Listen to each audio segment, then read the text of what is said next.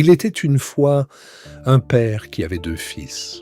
Et ce père-là, il aimait ses enfants plus que tout au monde. Mais un jour, le plus jeune fils eut une idée qui allait tout changer. Papa, donne-moi ma part d'héritage, maintenant. Le père ferma les yeux un instant, il souffrait. Mais il ouvrit quand même sa main et il donna. Et le jeune homme partit, le cœur léger, les poches pleines, le sourire jusqu'aux oreilles. Il ne se retourna même pas. Dans la grande ville, tout brillait. Les fêtes, les rires, les nouveaux amis. L'argent coulait comme de l'eau. Il se croyait au sommet du monde. Mais les pièces d'or, ça disparaît vite, très vite. Et quand les poches furent vides, les amis disparurent aussi.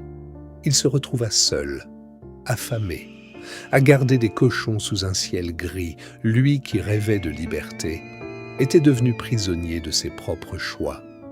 C'est là, dans la boue et le silence, qu'une petite voix s'éleva en lui. Les serviteurs de mon père mangent à leur faim, et moi, je meurs de faim ici. Il prit une grande inspiration, se leva et prit le chemin du retour, sans argent, sans honneur, sans excuses préparées, juste lui. Il marchait depuis longtemps quand soudain, quelqu'un le vit, de loin, très loin, le père. Son cœur fit un bond, ses pieds se mirent à courir, un vieil homme qui courait. Et avant même que le fils puisse dire un mot, il était dans ses bras. Mon fils était perdu, et il est retrouvé. Il était mort, et il est vivant.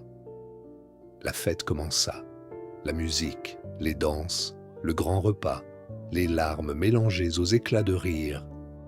Mais dehors, le fils aîné, lui, n'était pas content. Je suis fâché! Vous voyez? Fâché! Moi, j'ai toujours obéi, toujours travaillé, et on n'a jamais fait la fête pour moi. Et le père sortit vers lui, doucement, sans se fâcher. Toi, tu es toujours avec moi, mon grand. Tout ce que j'ai est à toi. Mais ce soir, on ne pouvait pas ne pas célébrer. Ton frère était perdu. Aujourd'hui, il est retrouvé, ton encore plus doux. Cette histoire, elle parle d'un père qui n'abandonne jamais, qui guette, qui espère, qui court.